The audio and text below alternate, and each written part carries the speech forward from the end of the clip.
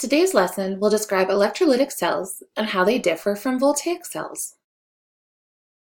Electrolysis is a process that uses electrical energy to create chemical energy.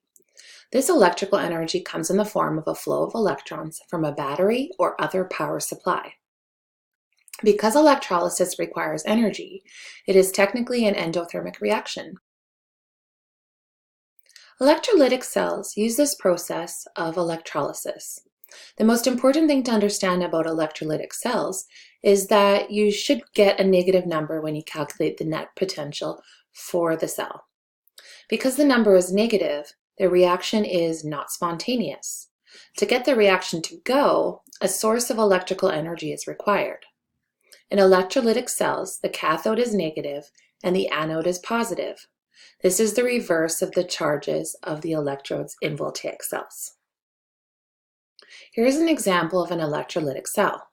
It has two lead electrodes dipped into a solution of zinc sulfate. According to the chart here, you can see that the SOA is below the SRA.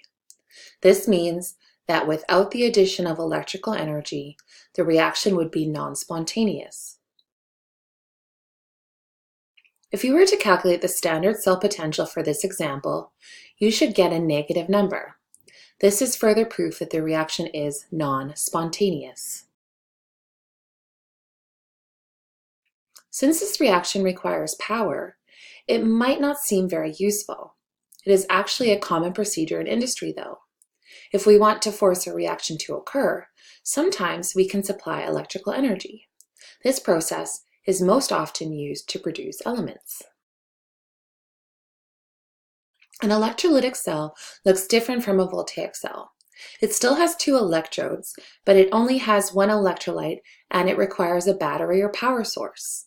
The power supply acts as an electron pump. The push of electrons into the electrolytic cell will drive the reaction. On the previous page, I mentioned that the electrolytic cell only has one electrolyte. Why don't we use two and keep the two half cells separate?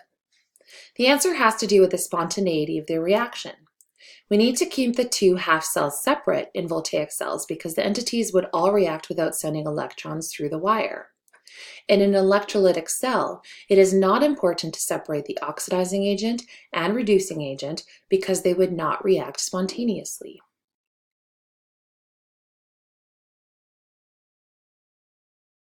This table from a textbook summarizes the similarities and differences between voltaic and electrolytic cells. The similarities include that the electrons still move from anode to cathode, and anions move to the anode and cations move to the cathode. The differences have to do with the spontaneity of the reaction and the cell potential. A voltaic cell's cathode is positive, while the cathode of an electrolytic cell is negative. A voltaic cell's anode is a negative electrode, while the anode in an electrolytic cell is positive. The process for analyzing electrolytic cells is very similar to the process for analyzing voltaic cells. You'll need to identify the SOA and SRA and write the half reactions. Once the electrons are balanced, write the net cell reaction and calculate the cell potential. If the question requires, you may need to determine the minimum voltage required to force the reaction to occur or draw a diagram. This example shows the steps required to figure out the minimum voltage for the electrolysis of lead-2 nitrate. The strongest oxidizing agent and strongest reducing agent are identified, and the net reaction and standard cell potential is determined. The standard cell potential is negative 1.36 volts, so the minimum voltage for the electrolysis of lead-2 nitrate is 1.36 volts. Here's a diagram of an electrolytic cells.